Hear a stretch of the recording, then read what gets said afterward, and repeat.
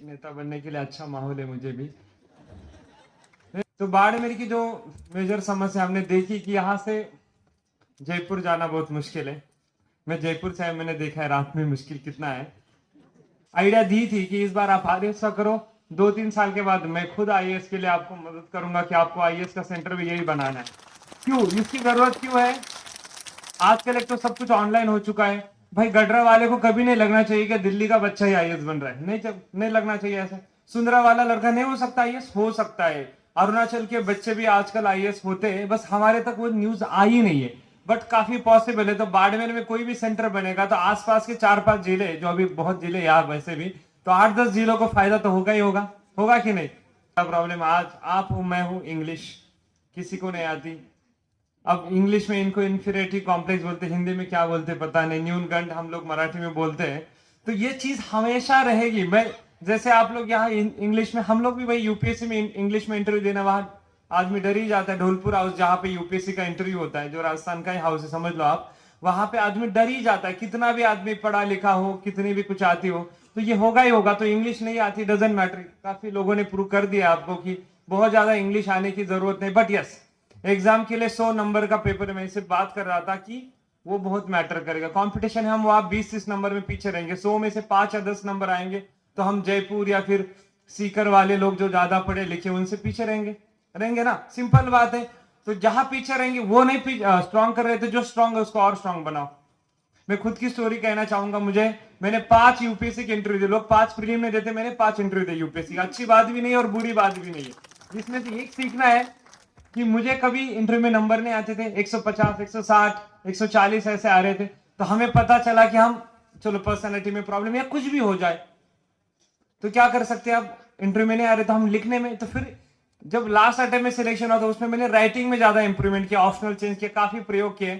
तो ये आपको जानना है कि अपनी वीकनेस क्या है, आपकी कमियां क्या है। तो हम एक्सेप्ट ही नहीं करते, हम बार आयोग को गाली देंगे, यार सीटी कम है इस बार तो एसडीएम भर ही नहीं रहे। क्या मतलब है इसका? कोई मतलब नहीं। एक्सटर्नल फैक्टर को आप दोष दोगे तो आप इधर ही रहोगे। देखो, तुम नहीं तो कोई और होने वाला है, कोई और नहीं तो कोई और ही सही। समझ रहे हो ना? ये बात होगी कि हम ही, मैं आईएएस नहीं तो और कोई आईएएस हो ही जाता है यहाँ पे, ऐसा कोई बात नहीं है। आईएएस नहीं तो कोई, तो इसलिए आपको ये पूरे सर्वाइवल ऑफ फिटेस्ट बैटल है। चार्ल्स डार्विन, आप तो नाम तो सुना ही होगा बायोलॉजी में, सर्वाइवल ऑफ द फिटेस्ट। जो फिट आदमी है, fit not just physically, mentally, पढ़ाई में अच्छा है, पूरा अच्छा होने की जरूरत नहीं है। पूरी सभी जो आईएएस एग्जाम है या फिर आरएएस का एग्जाम है, ये मीडियोकर लोगों की एग्जाम है, ये इंटेलिजेंट लोगों की जरूरत ही नहीं इसमें। आप काम क्या करते हो गाँव में? लोगों के नॉर्मल प्रॉब्लम सॉल्व करना है। उसके लिए कौन सा आपको आईआईटी आईआईएम से हर बार पास होना? बहुत नॉर्मल। आप बाड़मेर में पढ़े हो, आप वहां सेडवा में कहीं और पढ़े, सोनाडी में पढ़ के भी आप आईएएस बन सकते हो, कोई दिक्कत नहीं। आपको बस होना क्या चाहिए, यहाँ हमारे पास हो क्या, मोटिवेशन ही कभी यहाँ पे। और मुझे दुर्भाग्य की ये बात लगती है, हमारे जैसे इलाके जैसलमेर बाड़मेर में जीना ही सबसे बड़ा मोटिवेशन है। मैंने 1 साल में यही, यहाँ जिंदा हो तो तुम, इससे ज्यादा मोटिवेशन की जरूरत ही नहीं। आप यहाँ जिंदा हो इतने मुश्किलों के बाद, तो आप कौन सी आईएएस बीएस एग्जाम, आपके सामने कुछ भी नहीं है।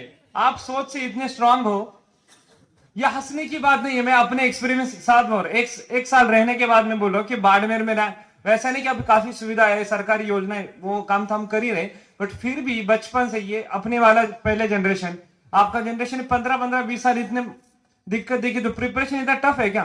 कोई भी पॉलिटी का बुक पढ़ना या पब्लिक एडमिनिस्ट्रेशन का बुक पढ़ना टफ है? टफ है क्या? गडरा के उस बॉर्डर में जीना है या उधर सेडवा जाओ, टफ तो है ना लाइफ। सच में देखा जाए तो बहुत है, आप दुनिया से बहुत दूर हो। भाई भाकासर में पता ही नहीं लोगों को क्या चल रहा है जीवन में, समझ लो। आप वहां पढ़ के आप फागला जैसे जगह पे पढ़ के आप आते, बाड़मेर भी आना आपके लिए बहुत बड़ी बात है। कितना पब्लिक ट्रांसपोर्टेशन अच्छा है, मैंने सब देखा है। उसके बाद आप यहाँ पढ़ते हो तो बहुत, इससे ज्यादा मोटिवेशन मैं कोई नहीं दे सकता। हमारे जैसे कितने भी आईएएस आईएएस टॉपर आए, कुछ भी नहीं हो सकता। आप जिंदा हो, सबसे बड़ा मोटिवेशन, इसको मान के चलो। और उसके बाद इसका कहना है, अब इसमें निगेटिव वे में नहीं, इतने परेशानी के बाद, इतने स्ट्रगल के बाद आप यहाँ आते हो, इतने कम से कम ग्रेजुएशन किया, इसलिए आईएएस की तैयारी कर रहे हो, पढ़े हो ना, 15 साल तो पढ़े हो कम से कम।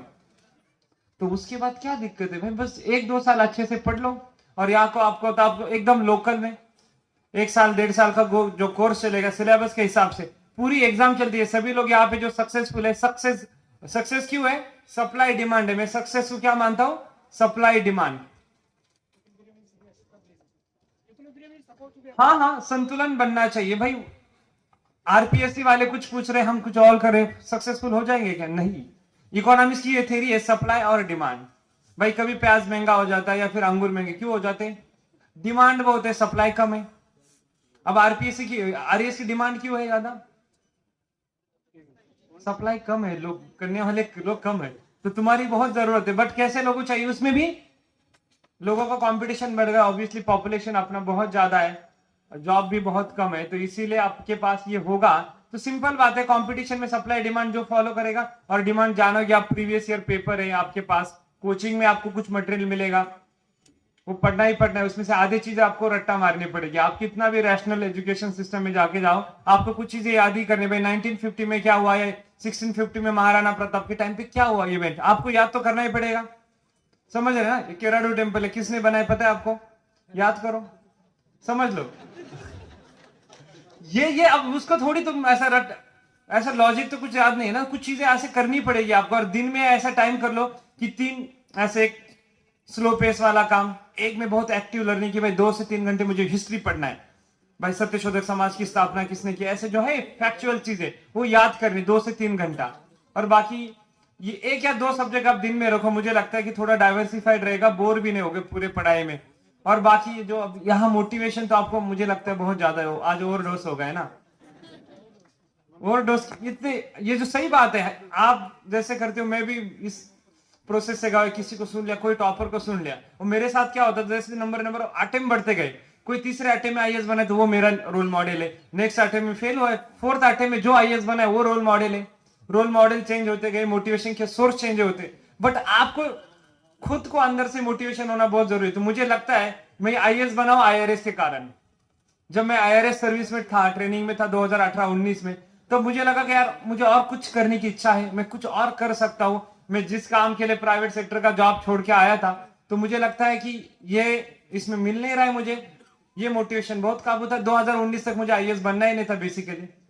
मैं कोई प्राइवेट कंपनी में उड़ीसा में जॉब करता था, वो छोड़ के मुझे महाराष्ट्र रहना था बेसिकली। देखो मेरा नसीब ऐसा है कि मैं प्रॉपर बन जा रहा हूँ आज।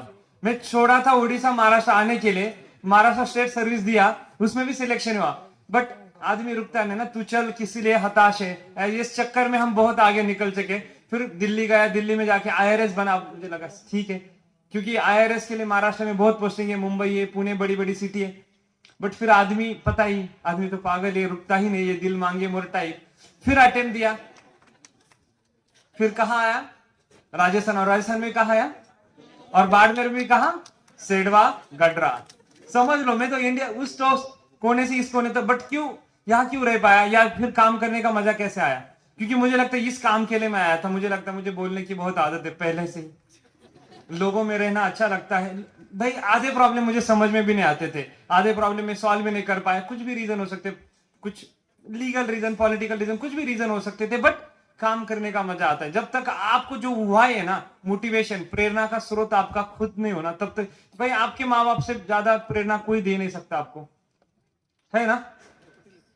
उनसे ज्यादा कोई प्रेरणा नहीं दे सकता। मुझे लगता है उनको मेहनत करते हुए देखा, और वो आपके लिए, भाई बाड़मेर भी रहना, आप कोई चोटम बिटोन से आता होगा, 50-60 किलोमीटर यहाँ आते हो आप, या डेली आते हैं, यहाँ रुकते होगे, 2-4 हजार रुपए तो खर्चा लगता ही होगा, कितना भी सस्ता हो, तो वो मेहनत करके आपको दे रहा है। मुझे पता है यहाँ कितनी इनकम है लोगों की, बहुत कम इनकम है। मैंने एसएचजी की महिला के साथ काम किया, दिन में 60 रुपए भी नहीं मिलते आपके यहाँ, 100 भी बड़ी रकम लगती है मुझे, समझ लो। तो इस मेहनत के बाद आपके आसपास ही इतना मोटिवेशन है। मुझे नहीं लगता कि हम बाहर से आए, जयपुर से आए, आपको कोई अंग्रेजी में भाषण, कोई जरूरत ही नहीं उसकी, आपके आसपास। मेरा कहना कि यार जिंदा रहना है मोटिवेशन क्यों बोल रहा हूँ, कि आपके आसपास आप देखो कितने प्रॉब्लम है, आप उसके बाद भी लोग जिंदा है, और उसके बाद भी लोग आगे बढ़ रहे। आपके यहाँ से बड़े बड़े हर फील्ड में, पॉलिटिक्स हो, एडमिनिस्ट्रेशन हो, हर फील्ड में यहाँ से बहुत लोग चयनित हुए। तो आपके लिए वो सबसे बड़ा मोटिवेशन है। जैसे इनका भाषण आपको बहुत अच्छा क्यों लगेगा, क्योंकि इनका स्ट्रगल आप बहुत रिलेट कर पाते हो, आपके आसपास हो, आप भी उसमें देखते हो ना खुद को, तो देखो आसपास के लोगों को देखो, उनमें बहुत ज्यादा मोटिवेशन मिलेगा आपको। बाकी पढ़ाई क्या करनी, मैंने बताया क्या फायदा है आपको, आसपास ही मिलेगा। यहां से जयपुर जाओगे 8-9 घंटे की ट्रेन लेनी है या बस लेनी है, फिर 2-3 साल मुझे नहीं लगता इतने पैसे अपने पास है, आपका खाना ही खाओगे, आपके आसपास रहोगे, तो मुझे लगता है बहुत अच्छा है, और बहुत अच्छी अपॉर्चुनिटी उनके लिए एक बार बधाई। बहुत अच्छा इनिशिएटिव पूरे बाड़मेर में, और सही में शिक्षा क्षेत्र में ये क्रांति लाएगा। और सर मैं आपको आज ही प्रॉमिस करता हूं, आपका आईएएस बैच सक्सेसफुल, हम आईएएस बैच आपके लिए लॉन्च करेंगे, यहां से अपने आईएएस बनाएंगे। क्यों नहीं बना सकते? मेरा कहना कि पूरा डेमोक्रेटाइज होना चाहिए पूरा प्रोसेस ना। हम भाई हमारे चोटन गडरा के लोगों ने कोई पाप नहीं किया, हम बस ज्योग्राफी के लिए यहाँ जन्म लिया है, तो हम लोग यहाँ में आईएएस बनाएंगे। ये पॉजिटिवली सोचो, हम ज्योग्राफी के लिए क्या गलत है? बस यहाँ में जो है डेजर्ट में है, तो भाई डेजर्ट से निकलेंगे आईएएस आरएएस हर साल निकलने चाहिए, ठीक है।